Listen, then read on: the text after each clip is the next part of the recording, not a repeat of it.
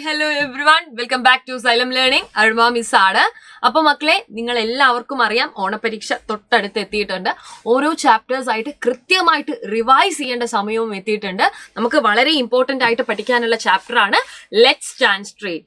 മനുഷ്യരെ കുറിച്ചും മറ്റു ജീവികളുടെയും എല്ലുകളെ കുറിച്ചും അസ്ഥിസന്ധികളെ കുറിച്ചും ഒക്കെ പഠിക്കുന്ന ചാപ്റ്റർ ആണ്. പലപ്പോഴും കൂട്ടുകാർക്ക് ഏറ്റവും അധികം കൺഫ്യൂഷൻ ഉണ്ടാക്കുന്ന, നിങ്ങളെ വലപ്പിക്കുന്ന ചോദ്യങ്ങൾ ഉണ്ടാവുന്ന ചാപ്റ്റർ കൂടിയാണ് ലെറ്റ്സ് സ്റ്റാൻഡ് സ്ട്രെയിറ്റ് എന്ന് പറയുന്നത്. ഹ്യൂമൻ ബോഡിയെ കുറിച്ചാണ് നമ്മൾ ഇതിൽ പഠിക്കുന്നത്. ഹ്യൂമൻ ബോഡിയിലുള്ള ഓരോ ബോൺസിനെ കുറിച്ചും അതേപോലെ തന്നെ കാർട്ടിലേജുകളെ കുറിച്ചും ഒക്കെ നിങ്ങൾക്ക് ചിലപ്പോൾ ചോദ്യങ്ങൾ ഉണ്ടാവാം. നിങ്ങളെ കുഴപ്പിക്കുന്ന, പലപ്പോഴായിട്ട് എക്സാമിന് ചോദ്യങ്ങൾ വരുന്ന, ഒരിക്കലും നിങ്ങൾ റിവൈസ് ചെയ്യാതെ പോകാൻ പാടില്ലാത്ത ഒരു ഏരിയ ആണ് ഇമ്പോർട്ടന്റ് ആയിട്ട് നമ്മൾ പഠിക്കുന്ന ജോയിൻസ് എന്ന് പറയുന്ന ഭാഗം. ജോയിൻസിനെ കുറിച്ചുള്ള, അസ്ഥിസന്ധികളെ കുറിച്ചുള്ള വളരെ ഇമ്പോർട്ടന്റ് ആയിട്ടുള്ള ഒരു ക്ലാസ് ആണ്. ഈ ക്ലാസ് നിങ്ങൾ കൃത്യമായിട്ട് കേൾക്കുക. ആർക്കെങ്കിലും ഇതിനെക്കുറിച്ച് അറിയില്ല എന്നുണ്ടെങ്കിൽ നിങ്ങൾ ഈ വീഡിയോസ് എന്ത് ചെയ്യുക, ഷെയർ ചെയ്ത് കൊടുക്കുക. അപ്പൊ എന്താണ് നമ്മൾ ഇന്ന് ഡിസ്കസ് ചെയ്യുന്നതെന്ന് വെച്ച് കഴിഞ്ഞാൽ, എന്താണ് അസ്ഥിസന്ധികൾ, മനുഷ്യ ശരീരത്തിൽ കാണപ്പെടുന്ന പ്രധാനപ്പെട്ട 3 അസ്ഥിസന്ധികൾ ഏതൊക്കെയാണ്, ഈ അസ്ഥിസന്ധികൾ എവിടെയാണ് കാണുന്നത്, ഈ അസ്ഥിസന്ധികൾക്ക് എത്രത്തോളം മൂവ് ചെയ്യാനുള്ള ഫ്രീഡം ഉണ്ട്, എങ്ങനെയൊക്കെയാണ് അത് മൂവ് ചെയ്യുന്നത് എന്നുള്ളതാണ് നമ്മൾ പഠിക്കാൻ വേണ്ടി പോകുന്നത്. അപ്പോൾ അസ്ഥിസന്ധികൾ എന്താണെന്നുള്ളത് കൃത്യമായിട്ട് മനസ്സിലാക്കുക. നമുക്ക് എല്ലാവർക്കും അല്ലെ അസ്ഥിസന്ധികൾ ഉണ്ട്. എല്ലുകൾ നിങ്ങൾക്കറിയാം. എല്ലെന്ന് പറയുമ്പോൾ അല്ലെ നല്ല ഉറപ്പുള്ളതാണ്. ഈ ബോൺസ് നമ്മൾ എന്ത് ചെയ്താ ഇങ്ങനെ വെച്ച് കഴിഞ്ഞാൽ അല്ലെ എന്താണ്, അത് ഭയങ്കര സ്റ്റിഫായിട്ട് നിൽക്കും. നമുക്ക് എന്ത് ചെയ്യണം, ഇതിനെ മൂവ് ചെയ്യിക്കാൻ വേണ്ടി പറ്റണം അല്ലെ. യെസ്. അപ്പൊ പലതരം ചലനങ്ങൾക്കും പ്രവർത്തനങ്ങൾക്കും നമ്മെ സഹായിക്കുന്നത്, അസ്ഥികളെ തമ്മിൽ ബന്ധിപ്പിക്കുന്നത് ആരാണെന്ന് ചോദിച്ചു കഴിഞ്ഞാൽ എന്താണ്, അതിനുള്ള ഉത്തരമാണ് അസ്ഥിസന്ധികൾ എന്ന് പറയുന്നത്. അസ്ഥികളെ തമ്മിൽ പരസ്പരം എന്ത് ചെയ്യുക, ബന്ധിപ്പിക്കുകയാണ് അസ്ഥിസന്ധികളിൽ ചെയ്യുന്നത്. നിങ്ങൾക്കറിയാം, നമുക്ക് മൂവ് ചെയ്യാനും നമുക്ക് ആകൃതി തരുന്നതും ഒക്കെ ആരാണ്, ഈ ബോൺസ് ആണ്. പക്ഷെ നമ്മൾ ഈ ബോൺസ് ഇങ്ങനെ വെച്ച് കഴിഞ്ഞാൽ നമുക്ക് എന്ത് ചെയ്യാൻ പറ്റില്ല, മൂവ് ചെയ്യാൻ വേണ്ടി പറ്റില്ല. അതിനെന്ത് വേണം, ജോയിന്റുകൾ ഉണ്ടായിരിക്കണം. 3 പ്രധാനപ്പെട്ട ജോയിന്റുകളെ കുറിച്ചാണ് നമ്മൾ പഠിക്കുന്നത്.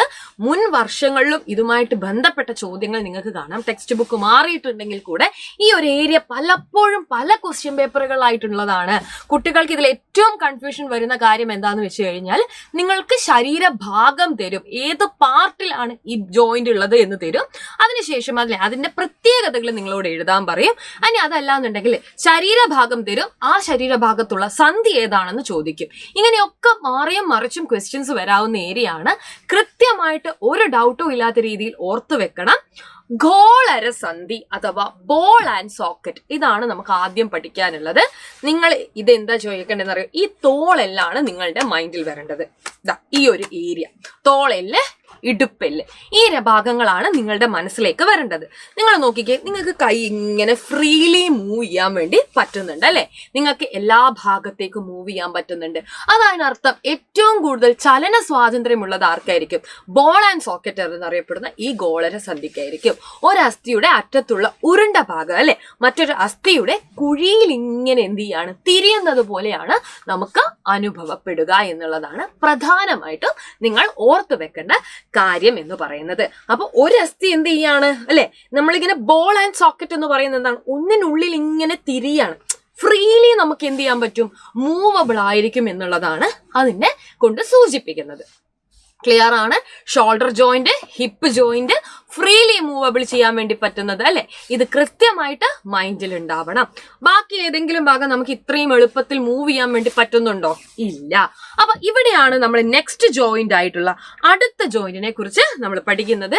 ഇത് നിങ്ങൾ ഓർത്ത് വെക്കണം. മുട്ട്, കാൽമുട്ട്, കൈയുടെ മുട്ടും കാൽമുട്ടും. കൈയുടെ കാൽമുട്ട് നോക്കിക്കേ, നിങ്ങൾക്ക് ഒരു പ്രത്യേക ഡയറക്ഷനിലേക്ക് മാത്രമേ ഇത് മൂവ് ചെയ്യാൻ വേണ്ടി സാധിക്കുകയുള്ളൂ. ഏത് ഡയറക്ഷനിലേക്കാന്ന് വെച്ച് കഴിഞ്ഞാൽ, നമ്മൾ വിജാഗിരി ഉണ്ടാവില്ലേ, ഹിഞ്ച്, വാതിലിന്റെ ഒക്കെ, വാതിൽ നമ്മൾ ഇങ്ങനെ തുറക്കുന്നു, ഇങ്ങനെ അടയ്ക്കുന്നു. ഒരേ ഒരു ഡയറക്ഷനിലാണ് നമുക്ക് എന്ത് ചെയ്യാൻ വേണ്ടി പറ്റുള്ളൂ, പോവാൻ വേണ്ടി പറ്റുള്ളൂ. അപ്പൊ ഹിഞ്ച് ജോയിന്റ് എന്ന് പറയുമ്പോൾ നിങ്ങൾ ആലോചിക്കേണ്ടത്, വിജാഗിരി പോലെ ഒരു ഭാഗത്തേക്ക് മാത്രം ചലിപ്പിക്കാൻ പറ്റുക. നമ്മുടെ കൈമുട്ട്, കാൽമുട്ടൊക്കെ ഒന്ന് ആലോചിച്ച് വെക്കുക. അത് എന്താണ്, ഒരു ഭാഗത്തേക്ക് മാത്രമേ നമുക്ക് ചലിപ്പിക്കാൻ സാധിക്കുകയുള്ളൂ. ഇനി അടുത്തതാണ് നമ്മുടെ കഴുത്തിന്റെ ഭാഗത്തുള്ള ജോയിന്റ് എന്ന് പറയുന്നത്. ഏതാണ് കഴുത്തിന്റെ ഭാഗത്തുള്ള ജോയിന്റ് എന്ന് പറയുന്നത്? പിവോട്ട് ജോയിന്റ് ആണ്. പിവോട്ട് ജോയിന്റ് ആണ് നമുക്ക് നോക്കാം. കീലസന്ധി എന്ന് പറയും. ഇത് കൃത്യമായിട്ട് ശ്രദ്ധിക്കണം എല്ലാവരും. തലയോടും നട്ടെല്ലിന്റെ മുകൾ ഭാഗവും ചേരുന്ന സ്ഥലമാണ്. കഴുത്തിന്റെ തലയോടും മുകൾ ഭാഗവും ചേരുന്ന സ്ഥലത്താണ് ഒരു അല്ലെ ഒരു അസ്ഥി എന്ത് ചെയ്യാണ്, ഇരു ദിശകളിലേക്കുമാണ് തിരിയുന്നത്. ഡയറക്ഷൻസ് ഓർക്കണം, ഏത് ഡയറക്ഷനിലേക്കാ? ഓപ്പോസിറ്റ് ഡയറക്ഷനിലേക്ക് ആണ് ഇത് തിരിയുന്നത്. നോക്കിക്കേ, opposite direction at an axis in the same plane അല്ലെ, സെയിം പ്ലെയിൻ. അപ്പൊ നെക്കാണ് മനസ്സിലേക്ക് വരേണ്ടത്. ഈ ഒരു നെക്ക് നിങ്ങളുടെ മൈൻഡിലേക്ക് വരികയാണെങ്കിൽ പിവോട്ട് ജോയിന്റ് അഥവാ കീലസന്ധിയും നിങ്ങൾക്ക് മനസ്സിലാവും. അപ്പൊ ഇരു ദിശകളിലേക്കും നമുക്ക് എന്ത് ചെയ്യാൻ പറ്റുന്നുണ്ട് അല്ലെ, രണ്ട് സൈഡുകളിലേക്കും നമുക്ക് എന്ത് ചെയ്യാൻ പറ്റും, ഈ ഒരു ജോയിന്റ് ഉപയോഗിച്ച് മൂവ് ചെയ്യാൻ വേണ്ടി സാധിക്കുന്നുണ്ട്. ക്ലിയർ ആണോ? നിരവധി പ്രാവശ്യം ക്വസ്റ്റ്യൻസ് ചോദിക്കുന്ന ഏരിയ ആണ്. ഈ ടോപ്പിക് തെറ്റിച്ച് കളയരുത്, എന്തായാലും ക്വസ്റ്റ്യൻ പേപ്പറിൽ ഉണ്ടാവും. അപ്പൊ ഇത് ക്ലിയർ ആണെന്ന് വിചാരിക്കുന്നു. എവിടെയാണെന്നുള്ളത് ഓർത്തു വെക്കുക. കഴുത്ത് ആ ഭാഗം കിട്ടിക്കഴിഞ്ഞാൽ നിങ്ങൾക്ക് അതിന്റെ എങ്ങോട്ടാണ് മൂവ് ചെയ്യുന്നത് എന്നുള്ളത് ആലോചിച്ചെടുക്കാൻ പറ്റുന്നതേ ഉള്ളൂ അല്ലെ. ക്ലിയർ ആണോ? ഡൗട്ടുകൾ എന്തെങ്കിലും ഉണ്ടോ? ഓൾ സെറ്റ് അല്ലേ? അപ്പൊ മക്കളെ, നിരവധി ക്വസ്റ്റ്യൻസ് ചോദിക്കാൻ സാധ്യതയുള്ള ഒരു ചാപ്റ്റർ കൂടിയാണ് ലെറ്റ്സ് സ്റ്റാൻഡ് സ്ട്രെയിറ്റ് എന്ന് പറയുന്നത്. അപ്പൊ പഠനം ഈസി ആക്കാനും ഓൺലൈൻ കോഴ്സുകൾ നിങ്ങൾക്ക് ടാബ്ലറ്റിൽ പർച്ചേസ് ചെയ്യാനും ഈ ഒരു സ്വാതന്ത്ര്യദിനത്തോടനുബന്ധിച്ച് സൈലത്തിൽ നിങ്ങൾക്ക് സാധിക്കുന്നതാണ്. എല്ലാ കോഴ്സുകൾക്കും നമുക്കിപ്പോൾ ഒരു 10% ഓഫർ ഉണ്ട്. എങ്ങനെയാണ് നമ്മുടെ സ്വന്തം 6ാം ക്ലാസ്സിലെ വജ്ര ബാച്ചിൽ അഡ്മിഷൻ എടുക്കുക എന്നുള്ളതിന് നിങ്ങൾക്ക് താഴെ കാണുന്ന നമ്പറിൽ കോൺടാക്ട് ചെയ്താൽ മതി. ഇപ്പൊ നിങ്ങൾക്ക് FTE 10 എന്ന് പറയുന്ന കൂപ്പൺ കോഡ് യൂസ് ചെയ്തുകൊണ്ട് 10% ഡിസ്കൗണ്ടോടുകൂടി നമ്മുടെ എല്ലാ കോഴ്സുകളും പർച്ചേസ് ചെയ്യാനും സാധിക്കുന്നതാണ്.